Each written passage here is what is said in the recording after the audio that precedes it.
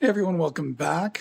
This is a Craftsman 113 24-350 bandsaw slash sander. I don't ever intend to use it as a sander, so for me it's a bandsaw.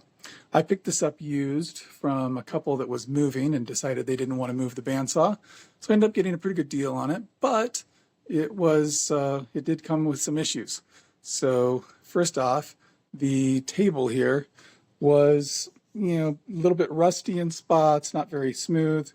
So I ended up sanding that, with some Cubitron sandpaper just by hand, and then throwing on some paste wax, and that worked pretty well. So it's got rid of pretty much all the rust and imperfections and smoothed it out. It's doing pretty well. Another issue, it did not come with a blade. So you can see there is a blade on it now because I found one found a Timberwolf blade. It's a 1/4 inch thick, and I believe 80 inches around is the appropriate size for this guy. I just followed the instructions in the owner's manual to install it, and it seems to be working pretty well. Let's see, another issue is the belt that drives the bandsaw from the 1/2 horsepower motor down there. It was pretty loose, and that ended up being a relatively easy fix because I just took the mount on the back of the motor, unbolted each of those, shifted it down a little bit, then tightened them back up, and now it's nice and taut. So relatively easy fix on that. And then the other issue is you may be able to see that there's a big hole there where the blade goes through, but there's supposed to be a table insert. I thought about making a wooden table insert, but it's only like 1/8 of an inch thick, and I didn't really have material that I figured would be strong enough, and so I didn't want to go buy some 1/8 inch thick material that might be strong enough, and because I'm cheap, right? But I ended up buying something even more expensive, which is the table insert piece off of Amazon. Found the part number on Sears Direct and then ordered this guy. But I measured, and it was supposed to be 3 3/8 inches. This came in at 3 3/8 inches, but it was just a little bit too wide, so it wouldn't fit in there flush with the table. And so that was vexing. So what I ended up doing was taking the table insert over to the drill press. I've got a little sanding attachment that I got from Harbor Freight for real cheap.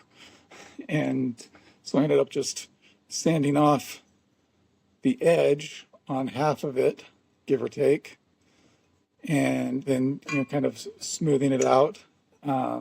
Sanded it by hand as well with some Cubitron paper, and got it smooth so it wouldn't cause any issues.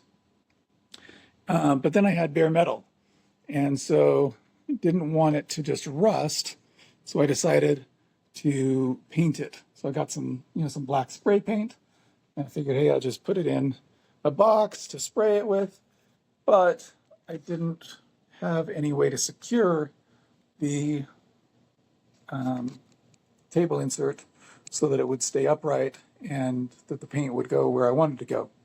So I put on my thinking cap and I came up with a simple solution, which is a little block of 2x4 that I, just some scrap 2x4 that I put on the table saw, and then just raised the blade up a little bit. And you can see I've got now a 1/8 inch thick incision, and it's a lot deeper in the middle than it is on either of the sides, so it can support that piece. So then I could spray the top and make sure I had good coverage in my spray box. And so now I've got coverage, paint coverage on it.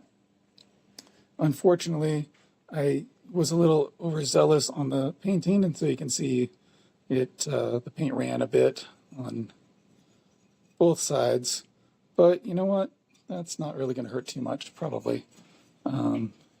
It's not completely flat when I put it in here because of those, but it's going to be flat enough for my purposes. So now I've got a functional bandsaw, and I'm pretty happy with it so far. If you have any questions about the bandsaw or any improvements or anything you think I could have done better, leave some comments, and we'll see what we can do about figuring out how to do things even better. So I see you next time.